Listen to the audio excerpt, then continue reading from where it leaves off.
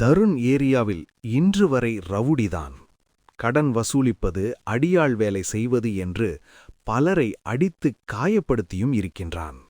என்னதான் அவன் கோபம், முரட்டுத்தனம் இருந்தாலுமே அவனுக்குள்ளும் ஒரு குழந்தை மனம் இருக்கத்தான் செய்தது. ஆனால் ஊர் அவனை ரவுடியாகத்தான் பார்த்தது.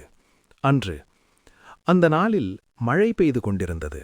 மழை சாரல் உடலில் படுவதை ரசித்துக்கொண்டு சர்ச் வாசலில் நின்றாள் ஆனந்தி. அவளின் முகம் எப்போதுமே பிரகாசமாகவே இருக்கும். திடீரென மழையில் வழுக்கி விழப்போன சிறிய பையனை பிடித்து தூக்கினாள். அந்த பக்கம் மரத்தின் கீழ் நின்ற தருண் அதை பார்த்தான். அவனுக்கு ஏதோ அது புதுமையாகத் தோன்றியது. ரொம்ப அக்கறையான பொண்ணு என்று பார்த்தவாறு மனதுக்குள் கூறிக்கொண்டான். அடுத்த நாள் அந்த மரத்தின் கீழே வைத்துக்கொண்டு ஒருவனை அடித்துக் கொண்டிருந்தான் தருண். சர்ச்சிற்கு சென்று கொண்டிருந்த ஆனந்தி அதை பார்த்து தருண் அருகே வந்தாள். நிறுத்து, இப்ப உன் கையில பலம் இருக்கலாம், அவனுக்கு உன் மேல பயம் இருக்கலாம். ஆனா உள்ளத்த பாக்கிறவன் அந்த தேவன்தான். நல்ல எண்ணத்தையும் நல்லதையும் பண்ண முயற்சி பண்ணு. அடுத்தவங்கள உடல் ரீதியாவோ மன ரீதியாவோ காயப்படுத்தி சாப்பிடுற உணவுல ஷைத்தான் தான் இருப்பான். கர்த்தரை பயந்து வாழு என்று கோபத்தோடு சொன்னாள். எது, நீ நம்புற கர்த்தரா என்னை மாத்தப் போறாரு என்று சிரித்தான் தருண். உன் உள்ளத்தை நீதான் மாற்ற நம்பிக்கை கொள்ளணும். அந்த நம்பிக்கை கர்த்தர் மேல வைத்து முயற்சி பண்ணு, எல்லாமே மாறிடும் என்று சொல்லி சென்றாள். அந்த வார்த்தைகள் அவனின் மனதுக்குள் ஏதோ புது வார்த்தைகளாகவே இருந்தது. சில வாரங்களில் தினமும் அவளை பார்க்கும்போது அவளது புன்னகையும் அவள் மற்றவர்களுக்கு கூறும் வார்த்தைகளும் தருணை மெதுவாக மாற்றத் தொடங்கின. மெதுவாக தனது வாழ்வின் அர்த்தத்தை உணரத் தொடங்கினான் தருண். ஆனந்தி மீது தருணுக்கு காதல் மலர ஆரம்பித்தது. எப்படியாவது இதை அவளிடம் சொல்ல சந்தர்ப்பம் பார்த்து கொண்டிருந்தான். ஒரு நாள் அவளை அந்த மரத்தின் அருகே சந்தித்தான். ஆனந்தி, நீங்க சொன்ன ஒவ்வொரு வார்த்தையும் என் வாழ்க்கைய புதுசா மாற்றிடுச்சு. ஏதோ புதுசா பிறந்த மாதிரி இருக்குது. இது தொடரணும்னு நினைக்கிறேன். உங்கள லவ் பண்றேன், கல்யாணம் பண்ணிக்கலாம்னு நினைக்கிறேன் என்றான்.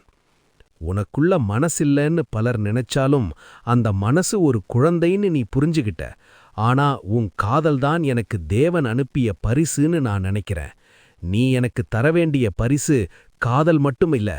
கோபப்படக்கூடாது, யாரையும் மன ரீதியாகவோ உடல் ரீதியாகவோ காயப்படுத்திடாத, புரியுதா என்றாள் ஆனந்தி. கண்டிப்பா என்றான் தருண். நாட்களும் கடந்தன. இருவரும் திருமணத்தை பற்றி பேசத் தொடங்கினார்கள். திருமணத்திற்கான ஏற்பாடும் நடந்து கொண்டிருந்தது.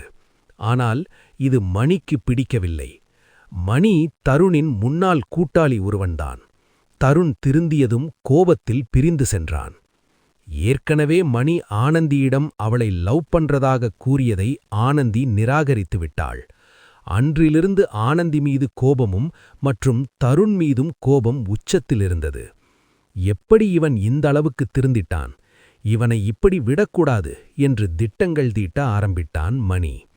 ஒரு இரவு, தருண், இன்னைக்கு லேட்டாகிடுச்சு, கொஞ்சம் வந்து என்னை வீட்ல விட்டுரு என்று கால் செய்துவிட்டு காத்திருந்தாள். அந்த வழியாக வந்த மணியும் அவனது ஆட்களும் இதுதான் சந்தர்ப்பம் என்று அவளை கடத்திவிட்டனர். இவனைதான் கொல்லலாம்னு பார்த்தேன், இவள் மாட்டிக்கிட்டாளே. இவளாலதானே அவன் திருந்தினான். இவள கொன்னா திரும்ப வருவான்ல, அப்ப கோடுறேன் அவன என்று அவளின் கழுத்தை அறுத்து அந்த மரத்தின் கீழே அவளை வீசிச் சென்றான் மணி. அப்போது அங்கே வந்த தருண் அவள் வீசப்பட்டு மரத்தின் கீழ் விழுந்ததைக் கண்டு பைக்கை அப்படியே போட்டுவிட்டு வேகமாக ஓடி வந்தான். அவள் உடலை மடியில் வைத்துக்கொண்டு அவளது கழுத்திலிருந்த சின்ன சிலுவையை பிடித்துக்கொண்டு, நீ என் வாழ்க்கையில் ஒளி கொண்டு வந்தவள்.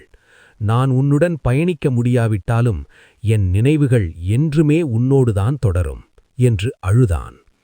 வேனை பார்த்ததும் மணி என்பதை அறிந்து கொண்டான் தருண்.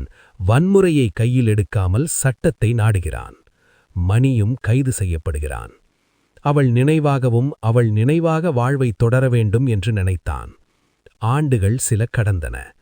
ஃபாதர், ஃபாதர் என்று குழந்தைகள் அழைக்க சர்ச்சிலிருந்து வெளியே வருகிறான் தருண்.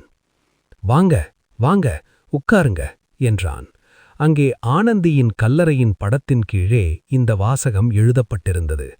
மாற்றம் அன்பால் வராது, மாற ஆசைப்படும் மனதில்தான் மாற்றம் உருவாகும். கதை ரஃபீஸ் முகமது.